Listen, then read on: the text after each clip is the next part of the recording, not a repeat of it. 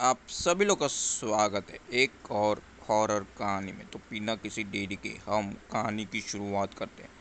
यह है चार दोस्तों की कहानी, चार बैचलर्स दोस्तों की कहानी, जिनके नाम है राज, अनिल, समीर और राजन।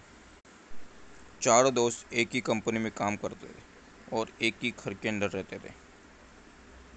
और एक दिन वीकेंड आया, जिस वीकेंड में वो लोग सोचे क्यों ना कोई गेम खेला जाए, क्योंकि अनिल एक दिन उसके किसी दोस्त के घर गया हुआ था, जिस घर के अंदर कुछ लोग ऊजा बोर्ड खेल रहे थे।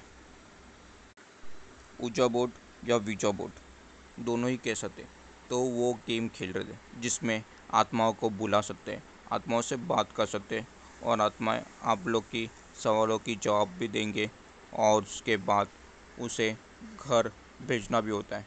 अगर नहीं भेजे तो वो उनके साथ ही रह जाएगी और उन सबको मार देगी। तो ये सब कुछ उसको समझाया था। उसके बाद अनिल घर पर आ गया था।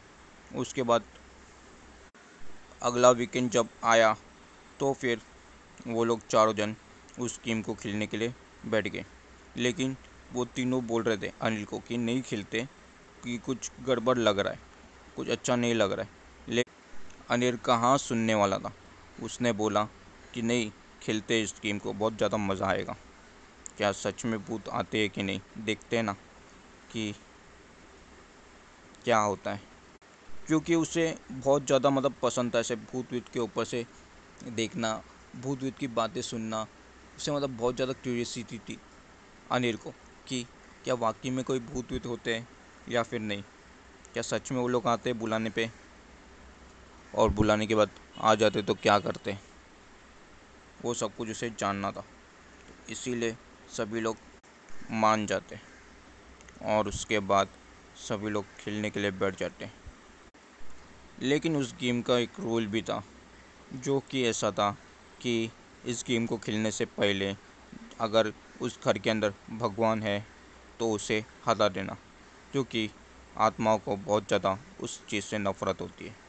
तो वो लोग वैसे ही करते, एक रूम के अंदर जितने भी भगवान के फोटो वोटे हैं वो सब कुछ उस रूम के अंदर रख के उस रूम को लॉक कर देते और उसके बाद चार कैंडल लगाकर बैठ जाते सर्कल बनाकर, और उसमें कॉइन रख कर गेम स्टार्ट करते।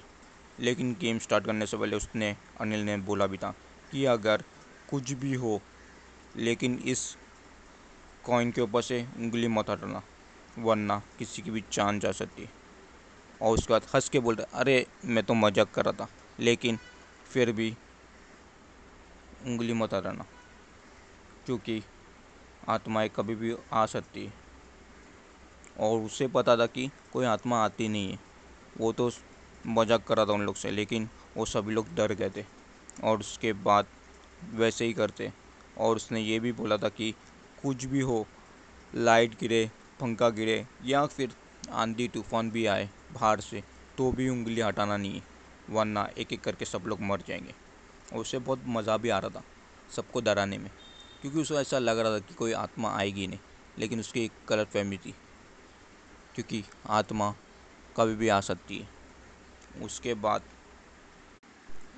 बाद वो चारों जन बैठकर वो गेम खेलना स्टार्ट करते हैं। अनिल बोलने लगता है, good spirit bad spirit, good spirit bad spirit, good spirit bad spirit, क्या यहाँ पर कोई आत्मा है तो सामने आए, कोई आत्मा है तो सामने आए।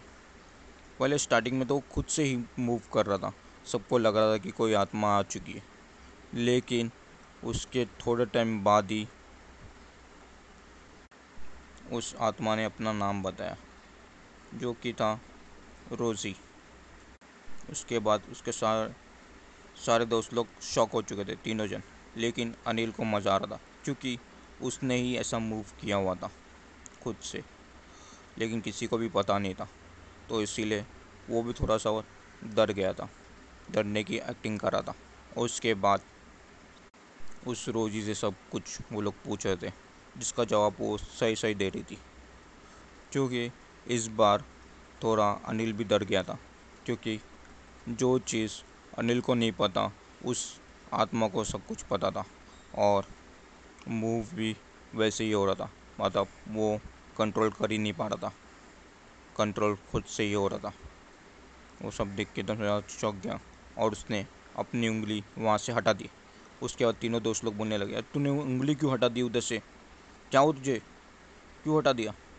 फिर वो बोलता है ये सब कुछ बकवास है, ये ऐसा गेम वेम कुछ नहीं होता है, सब बकवास है, इस गेम को बंद कर दो अभी का अभी। लेकिन उसके दोस्त लोग ने बोला ये गेम बंद करने से पहले हमें रोज़ी को वापस भेजना भी होगा। फिर बोलता कोई रोज़ी वोज़ी नहीं है, बंद कर दो। और उसने उस गेम को हटा दिया। लेकिन इधर अनिल को पता नहीं था कि गेम अगर स्टार्ट किया है तो गेम को एंड भी करना पड़ता है, यानी कि उस आत्मा को वापस से भेजना भी होता है। लेकिन इधर उन्होंने इस आत्मा को भेजा नहीं था।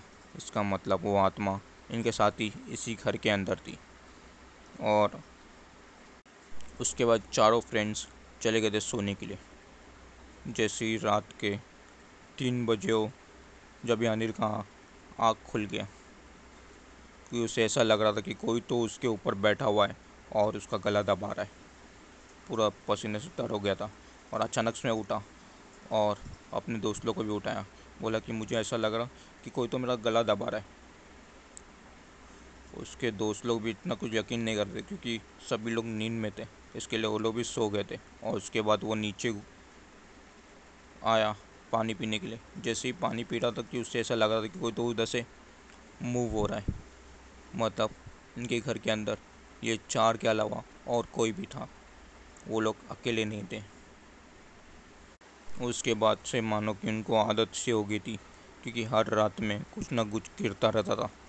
कभी किचन से आवाज़ आती थी, तो कभी बेडरूम से आवाज़ आती थी नल विल की, तो कभी किसी औरत की रोने की, हंसने की या तो चिल्लाने की आवाज़ आती थी। और चिल्ला चिल्ला के कहती थी कि मैं तुम सबको नहीं छोड़ूंगी, मैं तुम सबको नहीं छोड़ूंगी, तुम सब लोग मरोगे, नहीं छोड़ूंगी। और उस वजह से कोई भी सो नहीं पाता था और सुबह उठने के बाद सब कुछ नॉर्मल हो जाता। लेकिन उसके दोस्त लोग ने बोला कि आप लोग ने बहुत बड़ी गलती कर दिया उस गेम को खेलकर। अब जब गलती कर ही दिया है तो वापस उस गलती को सुधार देते, कि वापस से उस गेम को खेलकर उस आत्मा को भेज देते, वरना हमारे साथ बहुत कुछ बुरा हो सकता है। इधर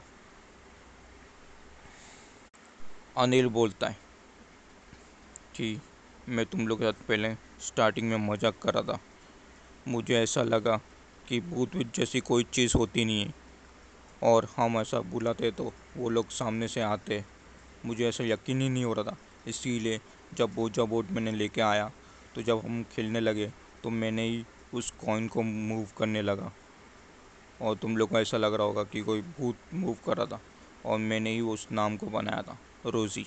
लेकिन उसके बाद जितने भी सवाल के जवाब दिए उसमें मेरा हाथ नहीं था, मैं मूव नहीं कर रहा था, अपने आप में मूव होने लगा था। इसीलिए मुझे ऐसा लगा कि कोई आत्मा आ चुकी है। बोले तू या सच में ऐसा बोल रहा है या फिर हमें डराने के लिए बोल रहा है?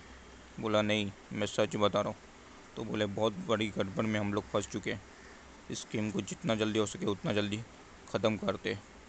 उसके बाद उस रात में वो लोग उस गेम को खेलने लगे और खेलते हुए उस रोज़ी को बुलाए। रोज़ी आई, सारी चीज़ के जवाब दी और जवाब देने के बाद रात भर उस गेम को खेलते रहे। और अगले दिन उन चारों की लाश उस घर के अंदर पड़ी हुई थी और वो ऊंचा बोट उधर का उधर ही पड़ा हुआ था। क्या हुआ उस रात और क्या वो लोग मर गए, ये सवाल तो उनके साथ ही चला गया। इसीलिए कहते हैं ऊंचा बोट नहीं खेलना चाहिए, जिसको पता है उनके साथ ही खेलना चाहिए, क्योंकि बहुत बड़ा घातक होता है। क्योंकि हमें नहीं पता कौन सी आत्मा अच्छी है तो कौन सी आत्मा बुरी है। क्या वाकई में कोई भूत आते जब ओजा बोट गेम खेलते हैं? तो वही सब सवाल के जवाब के चक्कर में वो चारों ने अपनी जान खो बैठे। अगर उस गेम को नहीं खेले होते थे तो आज चारों के चारों जिंदे रहते थे। क्या हुआ रहेगा उस ओजा बोट का? तो पता नहीं किस जगह पे घूम रहा होगा और अगली किसकी जान लेने वाली होगी।